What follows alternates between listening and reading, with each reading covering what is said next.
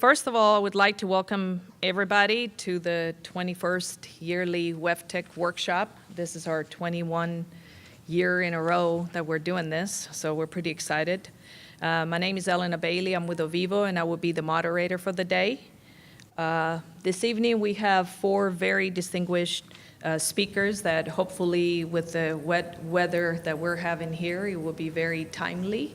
That's why we have the umbrellas. Don't worry if you didn't get one coming in, but you can get one on the way out.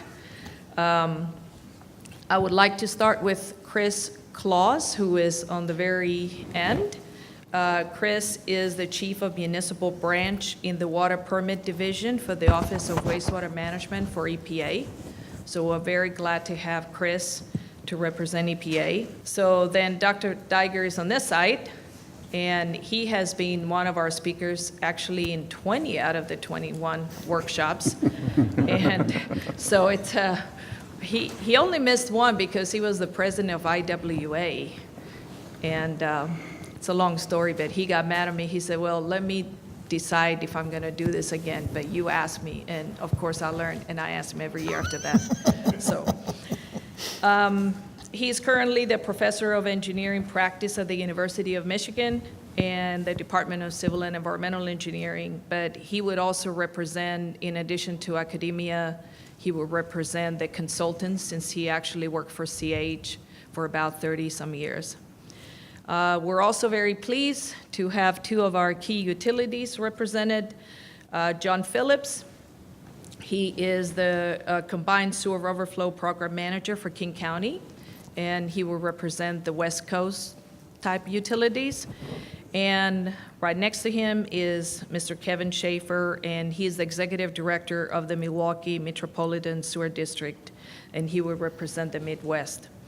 So the way we kind of set up this workshop is a 3-part. But all of them will be decided, I mean, it's their opinions. They're gonna share their opinions on the questions you asked. So you had a survey when you signed in, and we looked at that, and then if you had additional questions, we incorporated them into 3 categories, and they're gonna give you their viewpoint of EPA, utility, and obviously the academia and consultants. So the first part, we divided it up to what we call the informative section and the provocative section, and then audience participation. So we will start with Chris actually about current status of EPA regulations, and then we're gonna go to Dr. Diger with the options for wet weather overflow options, and then the 2 gentlemen in the middle, the owners, would discuss their experiences. And then the second part would be 4 provocative questions you asked, so they all would get to answer them. And the third part, it's open to the audience, but we pre-selected 3 of them and already gave them their piece of paper that they thought they were the 3 best questions. So with that, Chris, if we can address what are the current EPA regulations and how you feel about it, that would be great. Sure. Thank you very much, and thank you for the invitation to be here. It really is a nice opportunity to sit here with John, Kevin, and Glenn to participate in this, and we always appreciate the opportunity at EPA to come and talk to all of you. Just as a little bit more background, I work in the Office of Water's Water Permitting Program, the MPDS program, and specifically in the wet weather branch. So anytime it rains in a municipality, we've got that permitting program from the policy perspective. So the CSO, SSO, MS4 programs and green infrastructure are our main ones. And then we also write the construction general permit and the multi-sector general permit as well. 2 things I want to just start off with today, just as kind of highlights of things that we have going on in this space. One, I want to touch on integrated planning is something that we've been talking about probably for the last 5 years or so.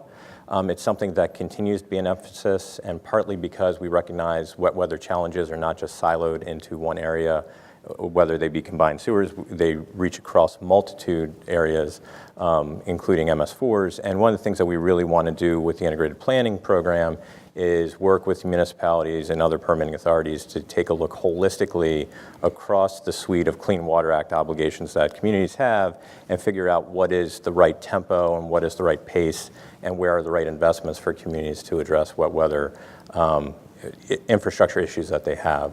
So that will continue to be a focus for us. It's something that we work in partnership with a lot of communities. We work in partnership with a lot of other offices within the office at EPA as well, and something that will continue to be a focus. The other thing that I wanted to mention briefly was our peak flows management rulemaking. This is something that we had start off earlier this spring. We are taking a look at, from a policy perspective, what we want to do from a regulation point of view during peak wet weather events at separate sanitary sewer systems at the treatment plants. We, right now, are in the data information collection phase, so we're doing a lot of outreach. We've been meeting with stakeholders, and we'll have a couple of stakeholder events coming up and a couple of public sessions coming up as well.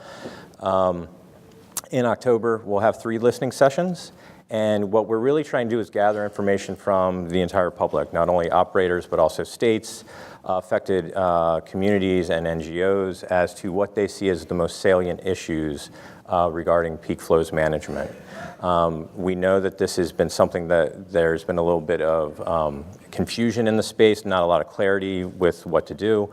So we're hoping with this effort to kind of create some of that clarity and work up through a rulemaking process, a consistent permitting approach nationwide that communities can look to as far as how to manage wet weather flows. We will continue kind of seeking input through the fall, and then we hope to have a proposal on the streets next summer. And then we hope to have a final rule package, all things considered, in the summer of 2020. So it's kind of an accelerated pace for rulemaking, but we're hoping to do things pretty efficiently and get it moving forward. So those are my 2 quick intro items, and that's where I'll stop. Let's move on then to Dr. Diger. If you can set the stage on what you think are some of the methods that everybody's looking at. Again, we had 4 questions in particular that they were related to this. So, Dr. Diger. So, and I think really I represent the technical practitioner. I think is the role that I'm playing here. So, it's interesting when you look not just at the development of wastewater management, not only here in the U.S., but you kind of go back to Europe and so forth. Actually, wastewater started off as managing drainage. So as you look many places around the world, that connection between drainage and wastewater is absolutely still there. So, and we've evolved from, that's how combined sewers came to exist, was that it was about doing the dual job of flood control, drainage, if you will, and wastewater management. So we've evolved in many instances to now have a separate sanitary sewer system and a stormwater system, but we do have a lot of legacy of the combined management of these 2, of rainwater and of sewage, and I think it's important to keep that in mind. Quite frankly, one of my heroes, he's passed away a few years ago, but a Dane by the name of Paul Heramos,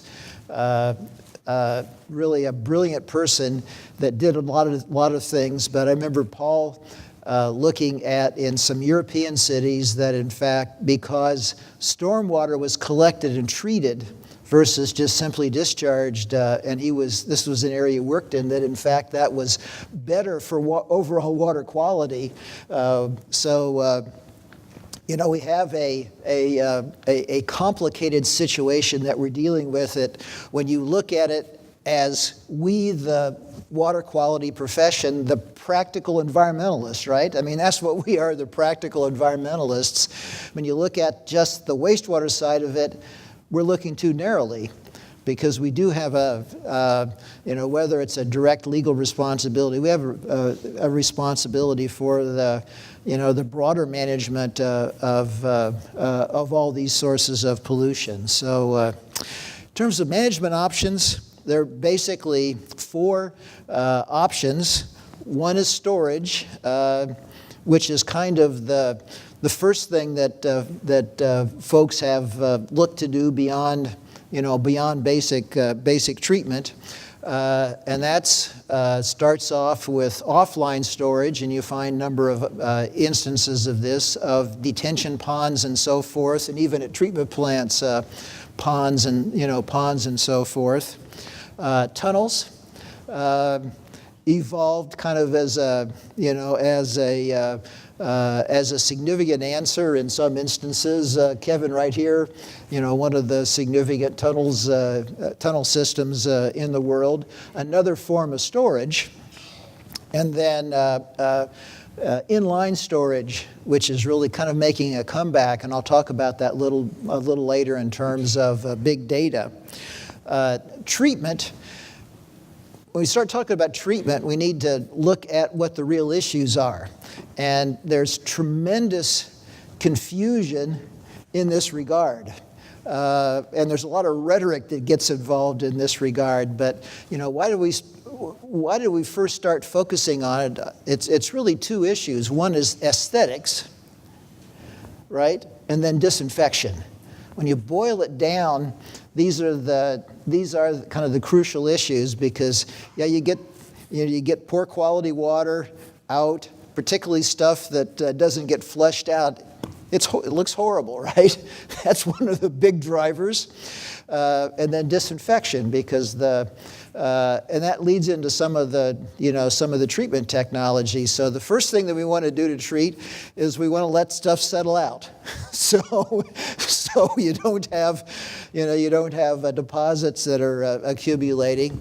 And disinfection is an issue because actually control of particles becomes a real issue in terms of disinfection. It's easy to kill the organisms that are free in solution, but these pathogens hide in the solids. So control of particulate matter becomes an issue. Now, you get people that talk about this, and nutrients are issues in some places. I live in Ann Arbor now. The Great Lakes Water Authority has a substantial combined sewer system. They put out their water resource reclamation facility puts out an effluent total phosphorus of about 0.3, and they do have some number of CSOs, but the CSOs are a small fraction of their phosphorus discharge, even with that kind of performance. So we end up with settling. Disinfection, we like the idea of, we're just squirt a little bit of chlorine in it, but it's, there's a lot of stuff that doesn't get out. So we look at more and more technology to remove particles to allow better disinfection. And then we have this whole thing, and I will absolutely give my opinion, this idea that biological treatment is required or mandated in some fashion is not, I don't believe, is technically justified, and is really part of the confusion about treatment technologies. Someone might want to ask a question, or someone here might want to comment on that, but I see, quite frankly, I don't see the technical basis. It's about rhetoric rather than science. Green infrastructure. I think one of the big questions we have with green infrastructure is we see the broader benefits. The question is really getting to what are the water quality benefits of green infrastructure. And quite frankly, we don't have the answer to that. And it really becomes a system-wide, answering that becomes system-wide. So it's looking at what are, as we put these distributed pieces into a larger system that has a centralized component, what difference does it make? And the good news is that people are working on this to answer these questions, both from a practical perspective and an academic perspective. Real-time control. Again, that's not a new idea. Back in the 80s, when I was a CH, MMSD was looking at real-time control. Seattle was looking at real-time control.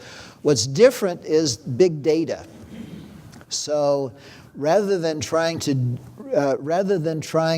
control systems And there's some great successes. South Bend, Indiana is kind of the poster child for that right now. It's the much more widespread availability of data mining techniques.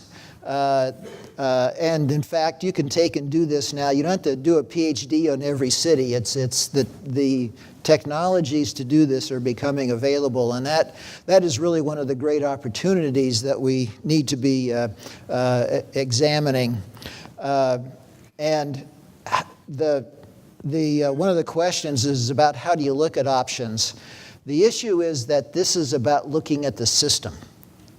So yes, you have to decide, am I going to do this or this or this, but you have to make the decision in the context of your entire system. Green infrastructure is a great example of where that becomes necessary. But doing that without having to do an independent analysis of each piece. But I will tell you there are techniques to do that.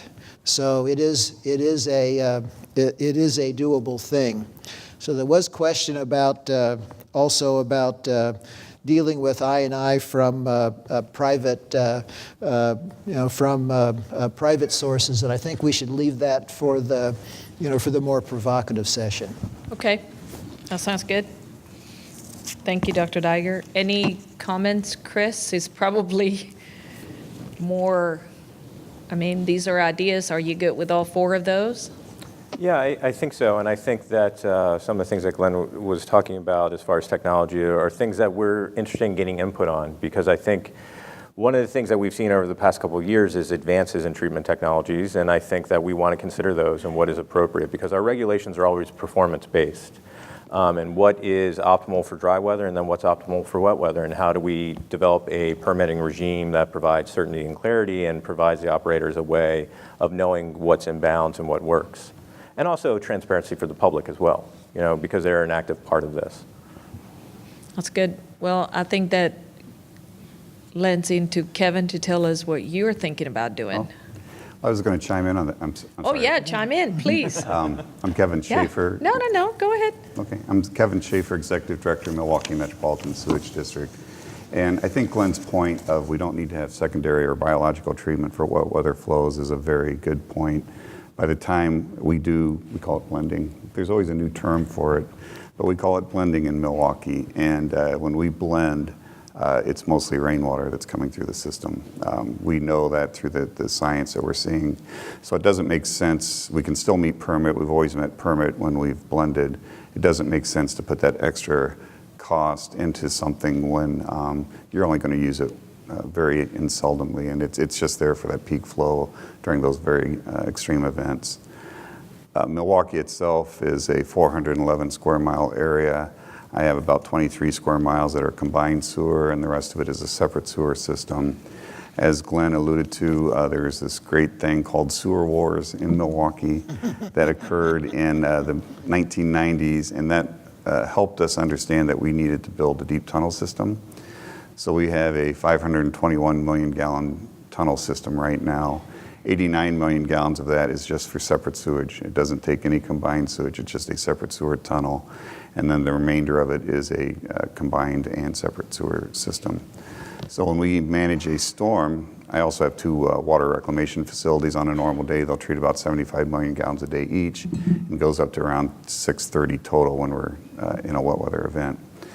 So when we manage a storm, because I have two systems delivering water to me, the combined sewer and the separate sewer, we have to look at that hydrograph that hits us within about 30 minutes or an hour on the combined sewer system, try to manage that water in our deep tunnel, and then wait to see what comes at us later in time, usually 6 to 8 hours later in the separate sewer. So it's this double peak storm that we're dealing with on our overflows. Since the tunnel came online, which is in 1993, we've captured and cleaned 98.5% of all the water that's come to us. So it's a very good system. We've had 5 CSOs this year. It's been a wet year. We've only hit 5 one other time since I've been there. And we're still at 98.3% capture and clean. So way above the CSO criteria of 85%. But when we get a drop of water that comes from the sewers into the rivers, front page news. So it's It's a very passionate discussion in Wisconsin and in Milwaukee, maybe because we spent $3 billion for a deep tunnel system. But people are demanding perfection now. And so how do we hit perfection when the climate is changing? We're having storms that are much more intense come at our system. And there's no revenue. There's no money to do what we really have to do. So utilities of the future, you have to take this bigger step. You have to look back at it and take a bigger look at it and say, what do we want to do to maintain that good overflow reduction record, maintain great effluent coming through our plants? How do we convert energy from fossil fuel to renewable? How do we start looking at a watershed? Because I can tell you that 300 and something days a year when we don't have overflows, usually 365, the water that comes through my plant is cleaner than the rivers that it's going into. The public doesn't understand that because that's wastewater effluent. So a lot of it's the terminologies we use, but I think having good data, good science, good monitoring programs will help us to address some of these issues with the media and with the general public. That's great. What do you think, John? I agree. That's good. Yes to everything you said. Yeah. Yes, help us. Yeah. I'm John Phillips. I'm the Combined Sewer Overflow Program Manager for King County Wastewater Treatment Division. We still call ourselves Wastewater Treatment Division. We love the legacy of it. We have biosolids, though, and not sludge.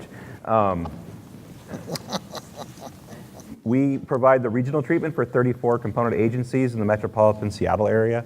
One other agency has combined sewers, that's the city of Seattle, and of course it's because it was built in the 1800s and they wanted to build it fast and quick so everybody could get up to Alaska and score some gold. So we have a number of facilities that are over 100 years old.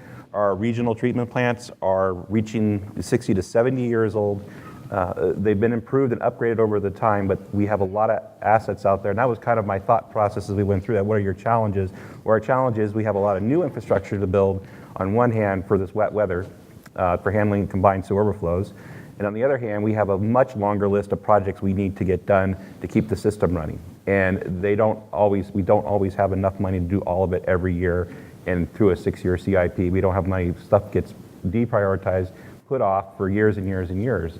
And our new director who came in, he said, what's our biggest fear? And it's like, something bad could happen. And when something bad happens, and you do lose that ability to actually treat your wastewater because something wasn't kept up or something wasn't replaced, or it's just one of those projects we just didn't get to, it's difficult to be on the front page because you kind of go, we did make a mistake.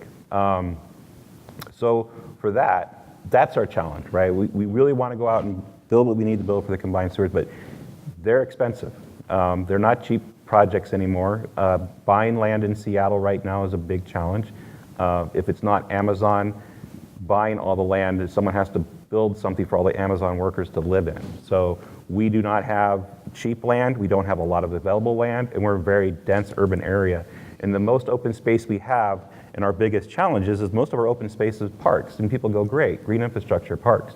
Well, our Parks Department has a rule that was passed by Citizen Initiative that said you can't use parks, but only for park space. So when we build green infrastructure, we're actually just going down the street and putting in that little strip of grass right along the street. That's our green infrastructure. A maintenance challenge. We've been working on maintenance of green infrastructure for the past several years, especially with the Green Infrastructure Leadership Exchange, talking about how we maintain that. It is not inexpensive. You can't ask a wastewater operator to go out and weed a bioretention facility. That's not what they're trained to do, and frankly, it's not a good use of their skills. So hiring people or hiring contractors to go out and maintain all this green infrastructure is a big challenge. I would say the last challenge really is this disinfection idea. The amount of flow you get in Seattle during a wet weather event, it's very difficult to disinfect it, and at the same time, dechlorinate at the other end. If you don't meet your fecal counts, then you're not meeting your pH because you're putting more bisulfite in. So it's a challenge for our operators to balance that system out. It's a challenge for designers. It's a challenge for our process analysts to figure out like what's the right balance of that. And frankly, we really, really struggle with disinfection. We're trying to put in UV, but when you put in UV, you can't just do the primary settling, right? You really have to have that that turbidity way down, so you have that transmissive for UVs. And hopefully there's more technology in the line that can meet those kind of requirements where we don't have to try to balance out a chemical equation in a matter of seconds. We're also challenged, and we know it's coming. We've been doing a lot of research with our climate impacts group at the University of Washington to understand what the future holds for precipitation. Probably next WEF we'll be presenting a lot of information about what we're doing about some of this precipitation, but the big challenge is even though you can have a researcher go out and tell you a few things, there's still a broad amount of uncertainty and a huge cost assigned to actually kind of building to that potential future flow you might see from precipitation. Okay, so now is the provocative segment. So the first question is to Dr. Diger. Should the permit for overflow be based on the water quality of total annual limits of contaminants? And if yes, can those limits allow treatment without secondary or biological treatment? Well, it should be based on water quality. I don't understand how the annual limits comes into it because because it doesn't rain every day and it doesn't rain continuous every day. So should it be based on water quality? The answer is yes. That's what we're looking to do. The challenge is taking that simple concept and turning it into something that that people can take responsibility for and can be managed and so forth. So I have to say that we as the wastewater community, we have some basic questions that we should be asking ourselves if this is what we want. So if it's based on water quality, does that mean that we should be helping to monitor water quality to see what the impacts are? And the thing about wet weather is that it happens like that, right? So in years past, in decades past, you'd say, well, we can't get out there and collect the samples and bring them in and analyze them fast enough. That's going away, quite frankly, with the development in sensors and so forth. We've been locked as an alternative into this idea of the wastewater utility is responsible for what it discharges. So if we're responsible for what we discharge, either you don't discharge it, right, untreated, or you treat to a level, and then that gets into an argument, right? Because now you're looking at events that don't happen all the time, the impacts and so forth. So, why don't we have, I think inherent in this question was, why don't we have a simple way to do this? The answer is that if we as the wastewater community want to be only responsible for what we discharge, it is difficult to turn that into a set of requirements. It's difficult to turn that into a set of requirements. I do think that we should be thinking more about how we actually look at what's happening, in the receiving waters. And it's clear as a society that whether it's the EPA or the state regulatory agency, we haven't decided to fund that. In fact, most of the good water quality monitoring that goes on in this country is actually done by utilities because they need the data and no one else collects it. So I'm being provocative back. I'm intentionally being provocative back. So second part of the question, does it mean that you should have secondary treatment? Absolutely not. It was twisting of a perception of what secondary treatment means that has gotten this whole convoluted discussion about biological treatment. Secondary treatment means meeting an effluent standard by whatever means. It's very clear that that was that's where this started and so forth. And somehow the tenor of the discussion has carried to, well, secondary treatment means biological treatment, and it doesn't. There were a lot of pure physical chemical treatment plants built originally to meet secondary treatment standards. The only reason we don't have them is they didn't work very well as a dry weather treatment system. But secondary treatment is 30-30 and all those numbers and so forth, however you get there. Okay. Any comments from the rest of you guys? This is the segment that you can, whatever you want to say goes, basically. Nobody is police on this. It's just, I do, again, so I'm going to sound, I agree with Glenn again. So he's right. I do think that there's different ways that we have to look at this, and I think every utility is different. We are the entity in the country that has the most water quality data, utilities across the country. We have it. We needed it for our permits at the time. So we have all this great data. We send crews out to monitor. Trying to find technologies that will help us do more real-time monitoring in the rivers would be a great move forward for the country when it's trying to manage just one water. And I think it has to be a one water management approach where you're looking at stormwater, wastewater, drinking water, groundwater.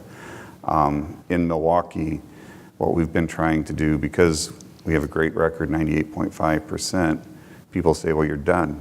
Why are you doing anything else? You don't need to do anything else. Well, I don't want to be on the front of the newspaper once a year or whatever either. And I got to say, the EPA and the DNR have been great partners with us. I've almost been at the district 20 years now. And from day one, they've been a great partner on all of these efforts. So just having ability to talk to the regulators the way we have and to work through these issues, but we've gone to green infrastructure to try to remove stormwater that's getting into our combined and separate sewers.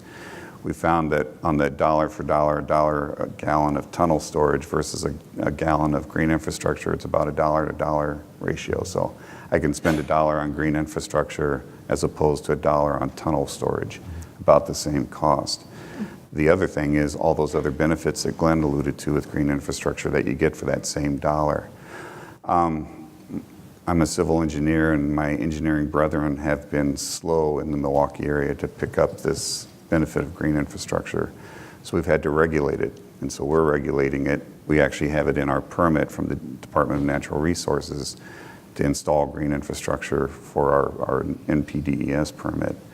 So we have a goal to put in a certain number of gallons of GI, green infrastructure, and we've exceeded that goal.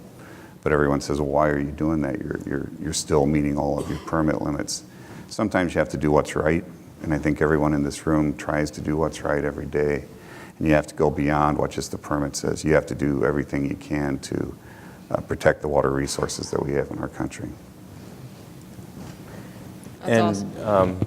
Because Kevin said that we were a good partner, I'll add on to that because we don't get many compliments. You're supposed to say, yes, we are. Yes, we are. We're wonderful. There are a lot of threads there that I would like to build on. I think part of it is, we're certainly not operators, so we can't pretend to have the experiences that you guys have on a day out and day in basis of, the difficulties that you face.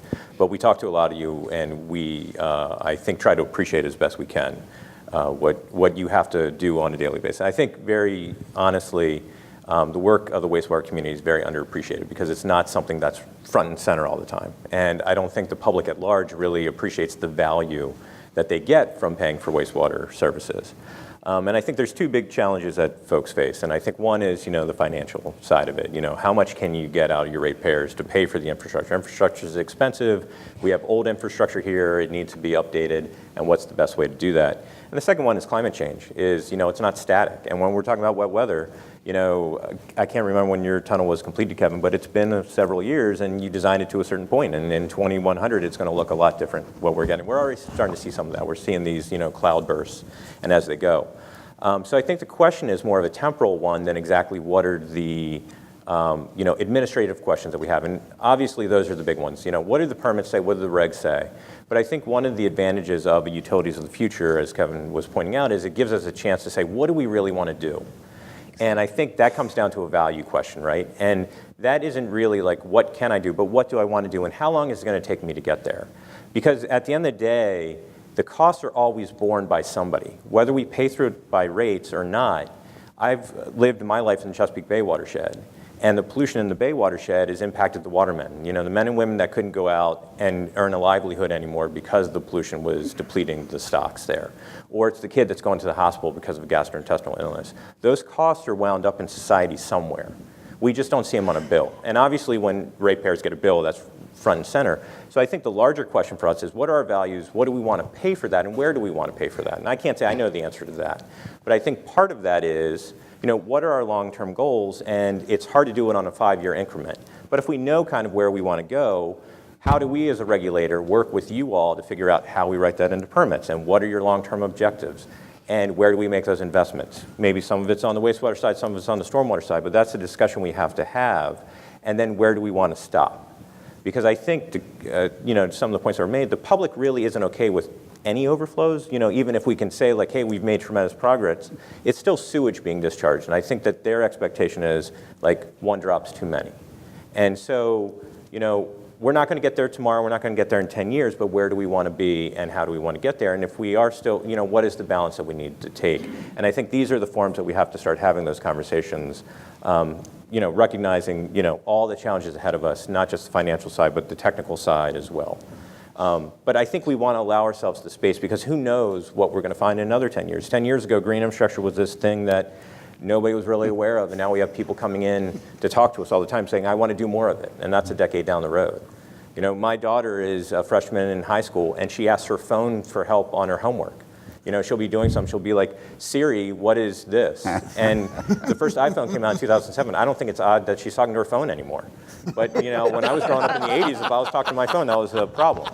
So, I mean, you know, where we're going to be 10 years from now, who knows? But I think we want to allow ourselves the space to get there. That's very interesting. I have a daughter like that too, so I relate to that. Okay.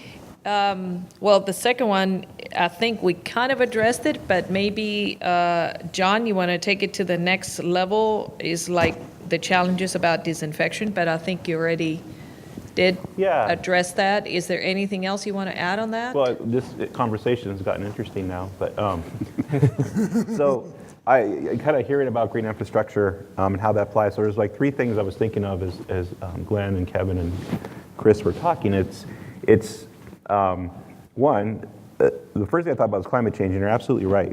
We don't quite know what's going to happen, we just know it's going to be different. And not knowing what's going to happen is really hard to plan a long-range plan, right? The long-term control plan that goes out to 2030, 2040, whatever happens to be. How do you plan for that? And how do you say, well, what's it going to be raining like in 2040? But then once you build it, right, you expect this facility not to just be done in 2040. It has to work. In some cases, like I said, we have facilities that have been in place for 100 years. So if this facility that I build tomorrow is going to be there 100 years from now, and the people 100 years from now look back and go, what were they thinking? Why did they do it this way? Because look at all this rain we're getting, or this intense rainstorms we're getting. You didn't plan for that, right? You're going to blame everybody else, not not yourself. So I think that's interesting, and I think if we look at the way the consent decrees are set up, it's, you know, do this, do it by this date. Do this, do it by this date. And it's kind of a challenge, right? Because if we build facilities, like we just went through, we built 5 CSO facilities in the last 10 years. We just finished them. Other agencies in our area have also built some CSO facilities over the years, and they were all planned out during a year when we had kind of actually a lower amount of rain. We have a 5-year cycle in Seattle of rain and not so much rain. It's just, it always rains, but not so much and sometimes. So that's a difficult world to plan in too. And we also get all our rain in the winter. So when we look at how we plan those facilities, I mean, I just look at it and I just say that, I say we were lucky that they all are meeting compliance as far as their size, right? We've had some operational issues with them, things like that, but as far as meeting the size requirements we think we would need for the historic storms, we're doing great. We've taken some climate model and looked out into the future and said, if we were to build this facility today at the size we're thinking about in design, it's not going to be big enough in 40 years after we finish. So it's kind of like, well, wait a minute, and that's probably a low probability, high uncertainty, because just a few global climate runs we've done. But at the same time, you have to kind of think about it. And you have to think about, well, storage is one of our approaches, but storage is a hard piece of concrete. And if you put it on a 2-acre site, it takes up all 2 acres. What do you do when it doesn't meet the requirement? Does green infrastructure come in? Do you add a treatment? By that time, there'll probably be little magic treatment plants to go in the pipe or something. Do you put that on the end of the pipe or something like that? But that's the kind of thing we're trying to do. I work in the strategic planning group, so my job is to predict the future. If I was really good at it, I probably wouldn't be sitting here. So we have to guess a lot, right? It's a lot of guesswork, and it's a lot of uncertainty. And dealing with that uncertainty and dealing with, I won't say strict regulations, but very, definitive regulations. You will be done by this time with this project. You will build it to this size. We have a very implement-only type of CD where it's build these projects on this schedule, meet these milestones, and we're happy to do that. We'll do that. We'll build them. We'll spend the money to get them done, but then we look at it and go, okay, what did we just finish? What's going to happen 10 years after we finish that program? What's going to happen 20 years after we finish that program? The facilities we're building now, what are they going to look like in 2040? What's going to happen when the rain does change? And we have issues with sea level rise in Seattle. We have other issues, but we are investing in green infrastructure. We think it's a good investment. It is not a dollar per dollar. You are spending a little bit more for green infrastructure. You're adding a whole new maintenance component to your agency. But it does have these other benefits, these co-benefits to go with it. I'll be talking about that on Wednesday morning if you want to stick around at the conference. But that's something you have to do. And it's interesting to hear how the citizens talk about green infrastructure. When we put green infrastructure in someone's street, they go, hey, look, that's my rain garden. That's my bioretain. We built it, it's theirs. They look at it and they say, that's what we did. And we also do an incentive-based program called RainWise, where people can get money to go in and put green infrastructure, whether it's a rain garden or cisterns. We build a lot of cisterns in Seattle because we can't build rain gardens everywhere.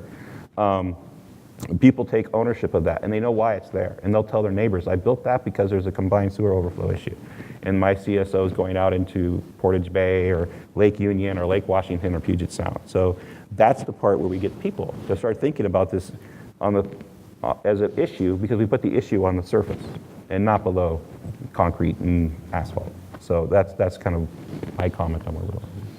And on disinfection, is there you're still considering chlorination, dechlorination? Obviously, if you do a tunnel, you have to do that, so that takes a lot of space, but Oh, yeah, now you want me to answer my question. yeah, Okay. I would like you to answer the question, yeah, that you were specifically, just kidding. Everybody know how to chlorinate. All right. I think disinfection is a major challenge. That being said, if you think about your CSO impacts and with all your water quality data you look at, that's your main contribution to detriment in water quality is bacteria. So if you're going to meet your bacteria limits, you're going to have to disinfect in some form or fashion. And it's challenging. I mean, when you're looking at one of our facilities treats about 250 MGD peak. It usually peaks out around 40 or 50. On an average storm can get up to 150 MGD. And the plant's here and the outfall's here. So we have that much, not even a quarter of a mile to even do anything as far as having any kind of residence time for chlorine or for sodium bisulfite.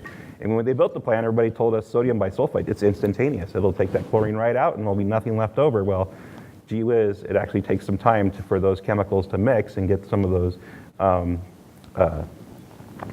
attracted components like chlorine and things out of the system. So that's a challenge. And disinfection is a huge challenge. And it's one of our biggest challenges. For any of our operators who are in here, or process analysts, it takes a lot of effort to sit there and fine-tune this. And then you fine-tune it, and it rolls into Seattle's non-rainy period, and you have to wait almost another 6 months before you can see if that actual adjustment worked. And then you adjust it again the next wet season. Did it work? It takes 6 months to find it out. So you can go on for 4 or 5 years before you actually get that facility tuned. It could go on for almost decades before that facility is fine-tuned to work. So disinfection is a big challenge if you're using chlorine, if you're using sodium bisulfite, because you have to meet a chlorine limit too. So we have chlorine limits and we have our fecal limit. And like I said in the introduction, either you're not meeting your fecal limit or you're not meeting your pH. So it's a challenge. All right. So this one is for you, Kevin. How can plants that are limited hydraulically and space constrained eliminate overflow events?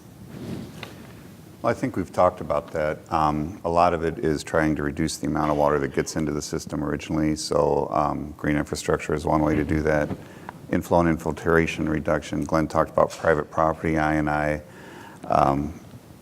We had 2 huge storms hit a week apart in 2010. We had 4,000 basement backups, I think, in 2010, because it was a very localized, climate-induced storm that hit an area. And we used that storm or that catastrophe as an opportunity to implement a private property I&I program. So we are now putting about $5 to $10 million a year into paying for private property I&I. That's lining laterals, that's putting in sump pumps in some of the older homes. So we're actually using public dollars on private property to reduce that flow. So you can reduce the flow with either I&I reduction or green infrastructure, better stormwater management sometimes as well. You can store that, as we do, in a deep tunnel system or surface ponds or tanks, as Glenn talked about. Or you use peak wet weather blending during those peak storms to try to treat that water as fast as you can. But an inch of water spread over our service area is about 7.1 billion gallons. So that's a 7.1 billion. Wow. I can store 521 million and then treat another 630 million.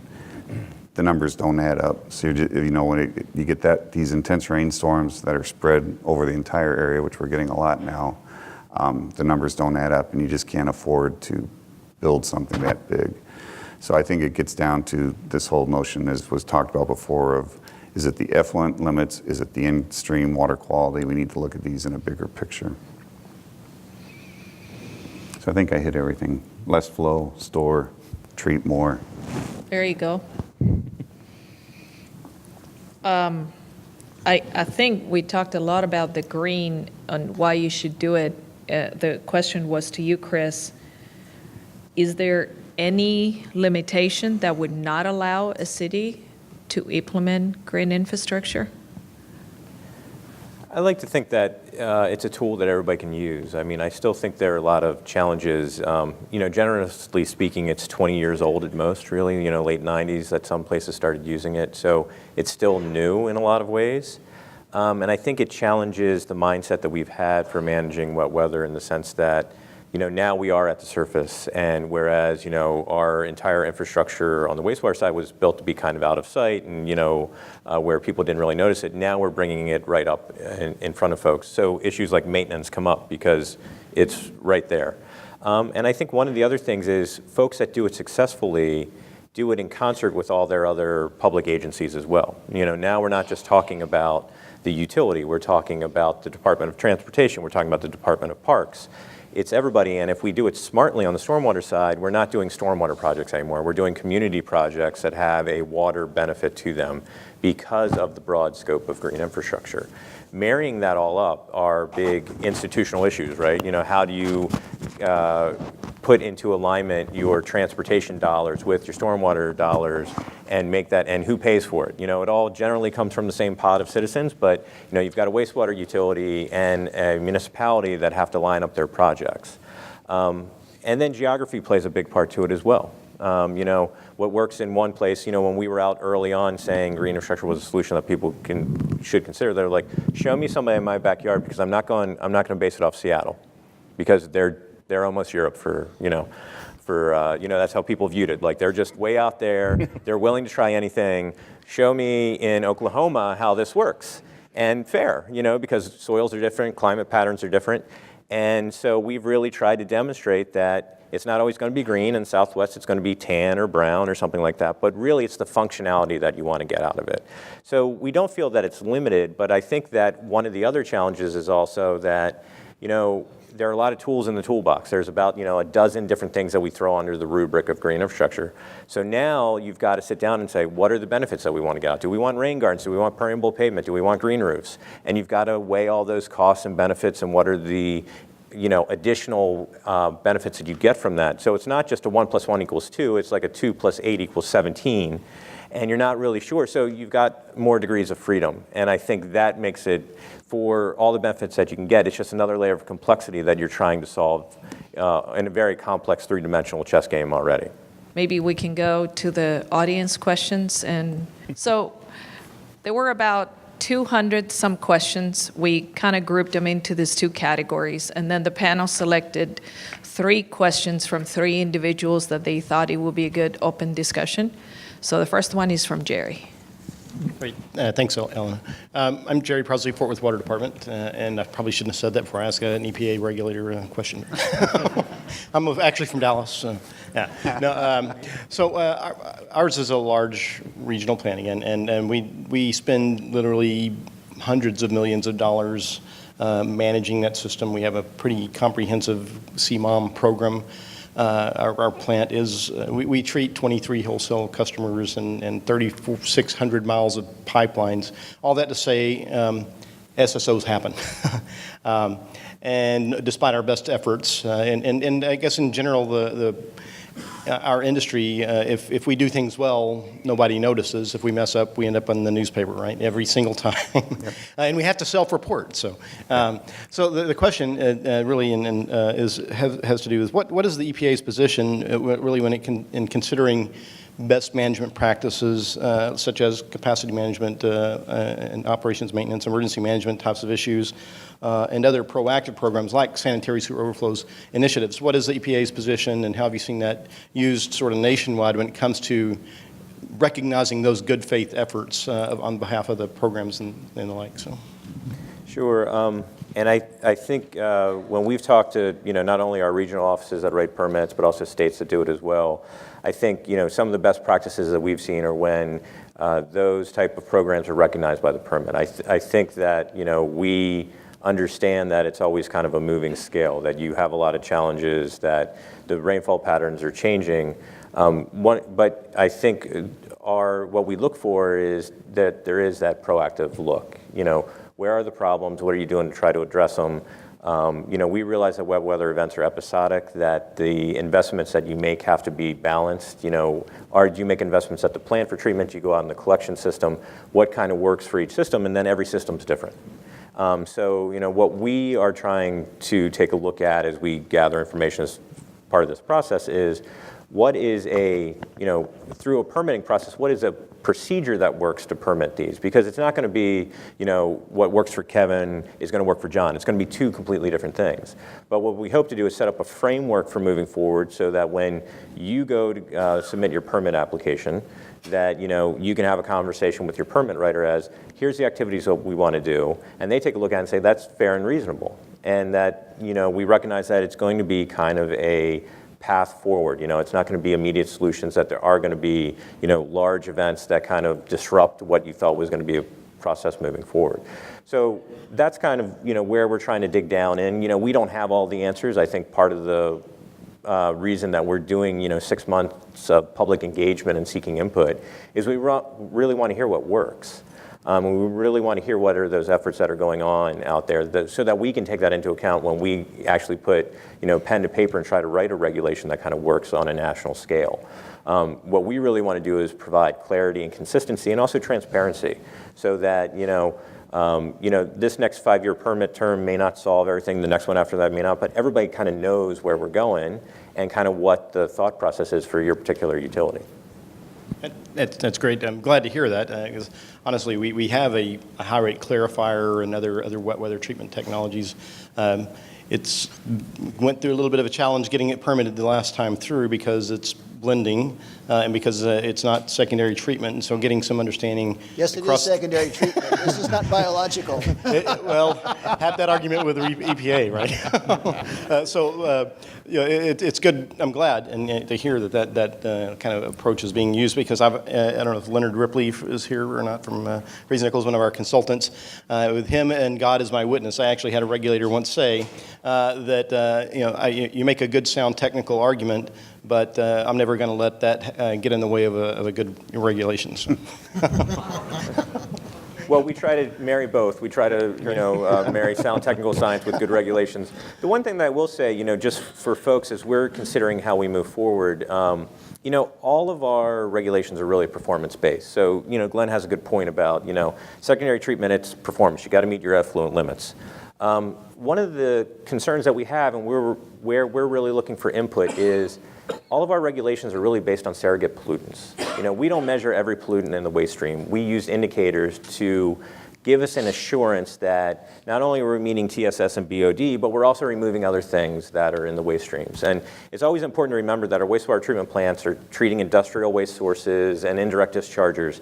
So if we're not going to run everything through secondary treatment, and we're going to use some different sorts of treatment or blend or whatever, the questions that we have are, what are we doing to ensure that public health is protected and that those indicator pollutants are actually indicating that we're getting the removals that we need across the board and not just for those 2 that are in the permit.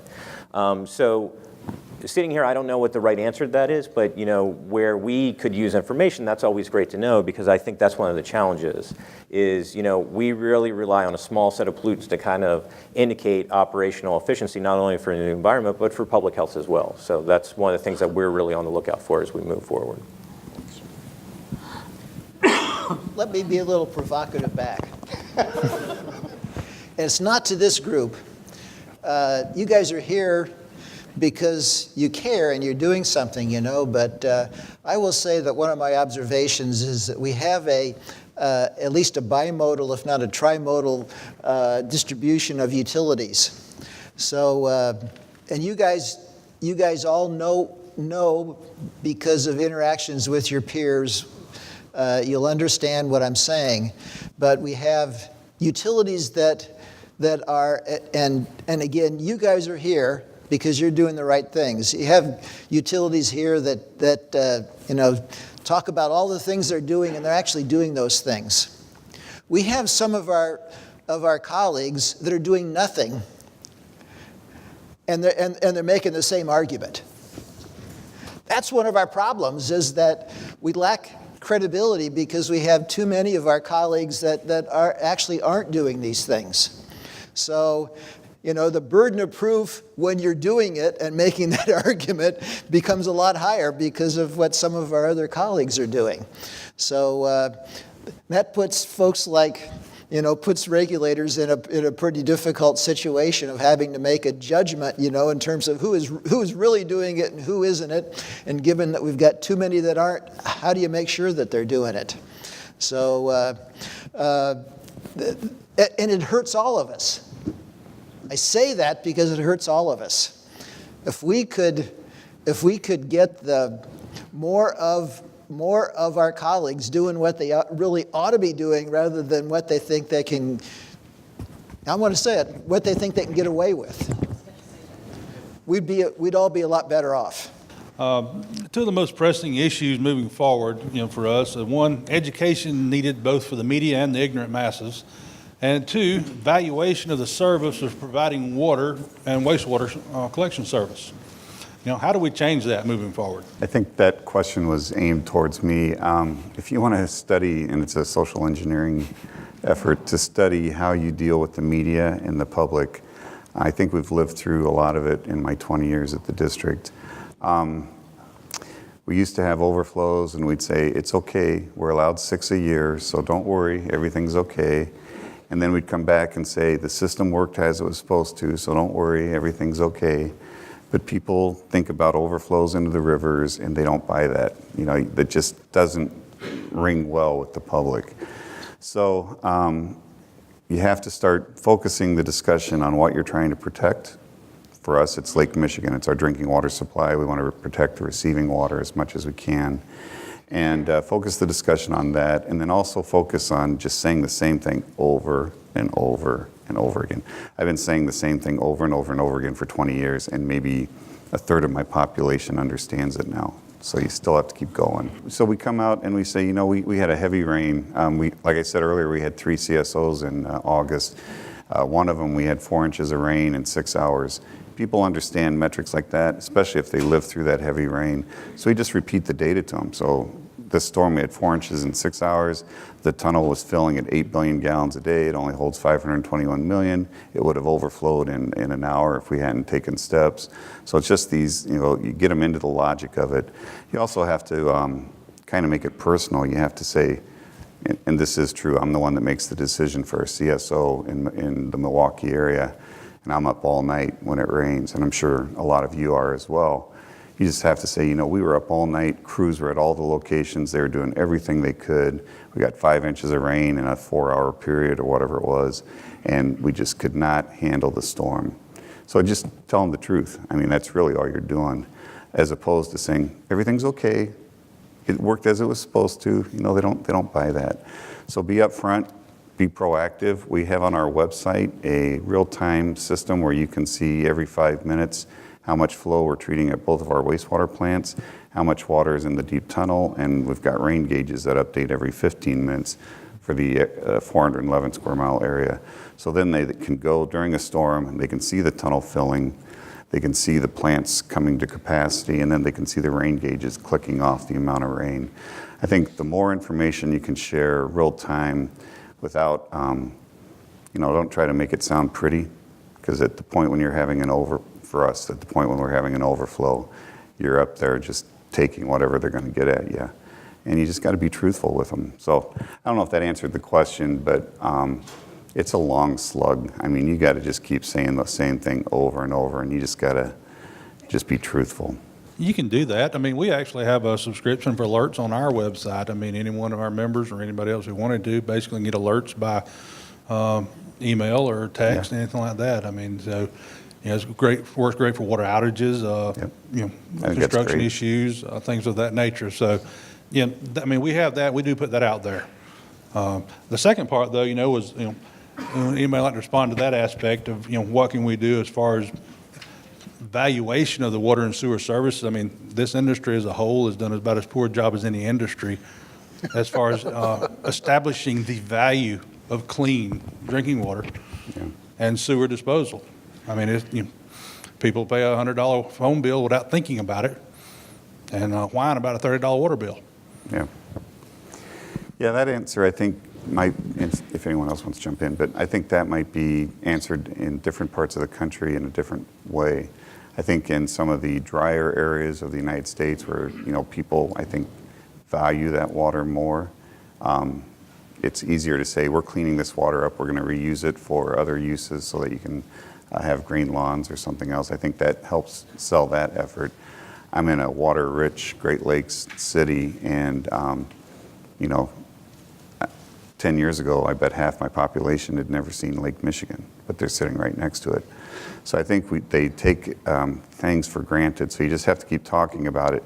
It always comes up when budget cycle comes around. You put your budget out there, you're increasing rates 4%, and what are you doing? Why are you doing that? So you have to take those moments where you have people's attention and really drive home, we're cleaning this wastewater, we're protecting Lake Michigan, and just make it a value proposition for them. But again, it takes a long time. Can I ask the question back? Yeah. Do you have an education program or any type of program like that gets people to your treatment plants or people that do outreach and education?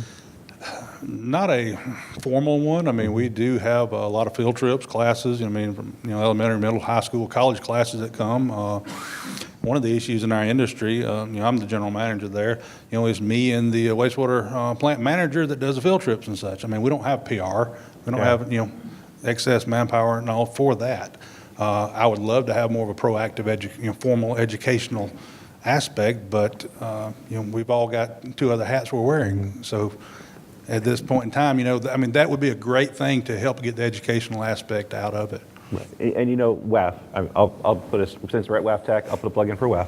WEF does a lot of education. Value of Water that's more than just WEF, but it's a lot of other of our trade organizations put together the value of water, Imagine a Day Without Water, and they give you what you should say and what you can do and how you can put that out on social media or to your media. But I think it's we've invested heavily in an education program. Yes, we're a huge utility, and we're not everyone. But even if we go out and do the education and someone says, well, how'd you do it or what'd you do? We're not we're not shy to say, here, this is what we did. If you want to use this, it's, it's out there on the internet. We don't have any claim to trademark on it. But it's what I've seen is a huge increase. We average about 4,000 to 5,000 students through our new treatment plant, Brightwater. We built an education center with classrooms. We have hands-on displays. It's used, it's utilized. There's people there to staff it. They have weddings there. You name it, but it brings that problem. And like I said, the Rainwise program brings that problem to the surface.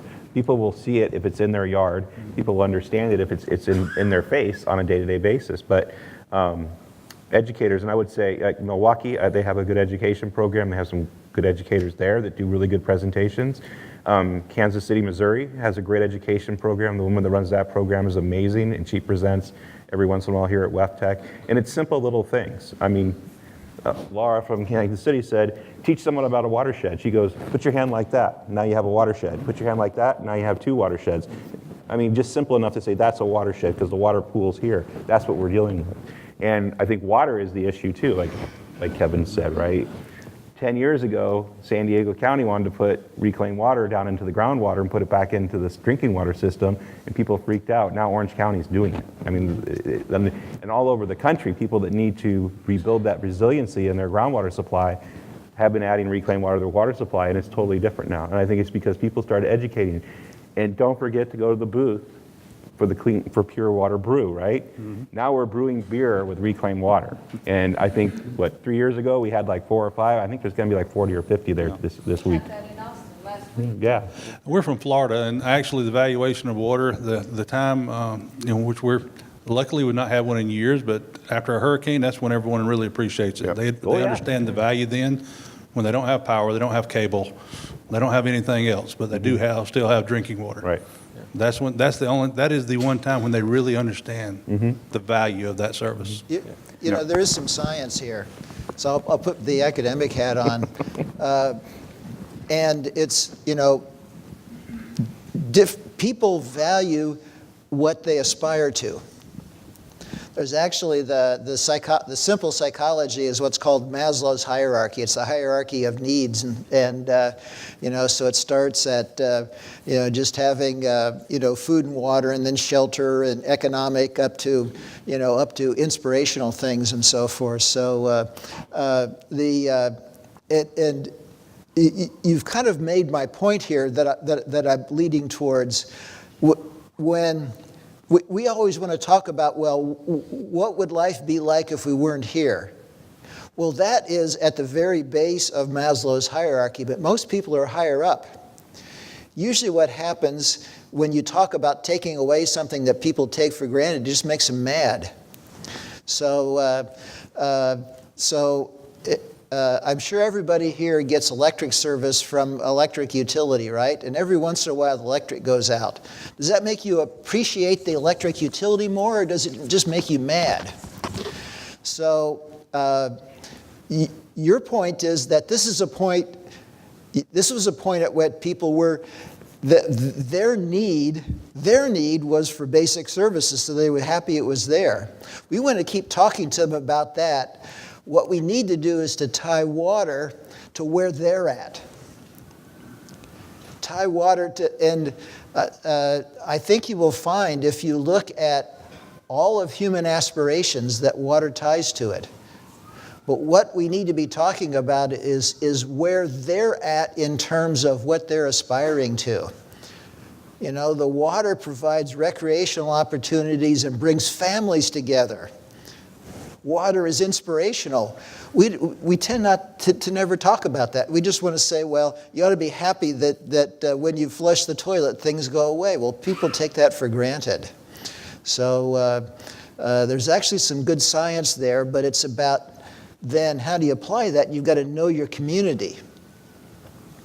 I think you'll find that whatever your community is aspiring to, that water has something to do with it. If you make that connection, will be much more successful. Why do people pay $100 for a phone bill? It's because it gives them more than communication, right? It gives them something that right there that is again moving them beyond where they are to something more. If we did that with water, I think we'd be fine. If I could just chime in one other thing. We also found that who delivers the message is important. Having partnerships with environmental groups, partnerships with the universities. I can tell someone the sky is green and they don't believe me, but a professor at the university comes out and says the sky is green. Okay. So paying for research, having that research published, having that research put out there, having them talk about it, saying the same thing you are, is huge, because then they're hearing it from different gamuts and different parts of the society. The other just real quick thing, last Saturday we did Doors Open Milwaukee, so you can get in behind the scenes at different facilities around the city. We do this every year. We get 1,700 people come into our wastewater plant in one day on a Saturday. We have busloads of people that we're taking through. We've got a chalk artist that's drawing sewers on the blacktop so the kids can get out there and walk around so they follow the flow of water. So start young with kids, get them educated like John talked about, and get them where they see the massive amount of infrastructure that we have to maintain, and they'll appreciate it more. Go ahead. Mike Oliphant, parametrics in the Seattle area. Question, we've certainly touched on this a lot tonight, and I think there's actually several questions here. Are CSO and SSO discharge limits performance-based or prescriptive requirements, such as use of membranes as an adequate barrier for disinfection and use of blending to achieve permit limits for the panel? Who's taking that? Go ahead, Chris. No. I was supposed to answer that question because it's the only opportunity that someone who works as a consultant that I have to answer their question. Why, thank you, John. So obviously I'll just, I'll be giving an opinion here where, yes, to all your questions, we should think about different ways just to meet performance. And I think our state regulator is interested in how we meet performance more so than how we meet other prescriptive things they may put out, because that's really what their bottom line is. If you're meeting water quality standards, or you can show that you're meeting water quality standards, then that facility should, they would approve that facility. It's really on us to make that case. I think that's where the idea of the flexible regulator comes in too, of how well they understand what's going on. And I think it's a very much an individual basis of how much they understand, how much their bosses understand. So it gets back to another question we just had, which is, what do they know about this particular technology? What do they know about the technology that's coming out? And what are we doing in our field to educate the regulators on the new and advanced technologies that people are looking at out here in the field? And that's kind of the key. And I think I think we're seeing technology shift where you can have a barrier to different forms of bacteria, viruses. I know there's research going on removing pharmaceuticals, different ways to remove nutrients from your system. A lot of things out there that are problems we will face in the future that people are really looking at. And I think one is academics and one is just the driving need, right? State A all of a sudden has a regulation that you have to meet a copper limit that no technology can meet, but now they have it in the regulation. State B is looking at that and going, what would happen to you, biggest utility in our state, if we did that? What would you need to do? They asked us that question. And then it's on us to go back and give them an honest, upfront answer of nothing. And I think we say that. When people go, how come you're not getting the pharmaceuticals out of water? Because there isn't a technology to get pharmaceuticals out of water that we know of that can work at the capacity that we treat. So those are the kind of questions that we should be asking, Mike. Good question. And it's also the kind of questions we should be finding out if there's any answer. If there's no answer, then we should be upfront and say, we can't do it yet.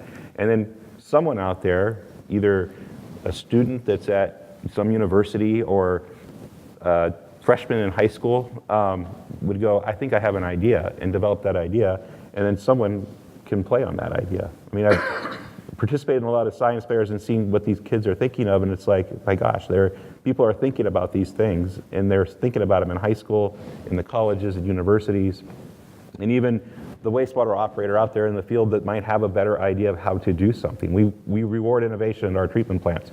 Treatment plant operators go out there and find new ways to do our work every single day, and we should reward that. We have innovation pavilions at WEFTech, we have all that stuff, and that's what you have to look for. Find the technology or a different way of using technology to meet your requirement. That's good. Just from a Vivo's point of view, if anybody has an idea, we'll take it, develop it. Because that's the role that we have, right? I mean, the intent is to understand the problems, understand the needs, and try to develop something that would help utilities in a situation like this. And this is obviously a big focus. So we got 2 more minutes before the 6:45, and the buses will be downstairs. So so we try to combine all of your questions in all these categories. Hopefully we addressed everything, but is there anything else that we did not cover that anybody wants to ask? Okay. But with that in mind, I think this was a very unique topic for us. So it's all related to everything we do every day. We just kind of see it as something different. But it's pretty clear here, it's not something different, and it is a problem we're all facing. I want to thank Chris for coming, even though the regulations are not firm and they have not been developed. He definitely is very open to have a one-on-one talk with you guys. If you are from a utility that you have ideas how to get there, he is developing it, and he's very open to discussions. I can honestly tell you, back in 1997, when we came up with the first idea, right, Dr. Diger, of doing aerobic digestion. That was our first workshop with Dr. Diger. That's how I met Dr. Diger. And we had a guy from EPA on the panel. And we discussed ideas, and then after that, he went and incorporated all of them in the White House document, and that became the White House document, just because the EPA document has the White House on the front of it. But anyway, a lot of these ideas were developed. We were in the same stage almost 21 years ago on biosolids, and now we seem to be in the same stage with CSOs, wet weather overflows, whatever that may be. So I would encourage you to take this opportunity, talk to Chris, get ideas from Kevin and John. Kevin was very highly recommended as somebody not only that has ideas, but he's getting buy-in from EPA. And I think that's a key to your success, right, Kevin? I mean, if you were to think about it, you are different from a lot of people because you get that ongoing discussions. NACWA, you're very involved with them, highly recommended by them. And then the same thing with John. A lot of people know about King County, that they have always been very forward thinkers on how to get to the next level. And I mean, Dr. Diger has been all over the world with IWA, and you get to hear ideas, but you believe that there is a solution to this and we should not go biological.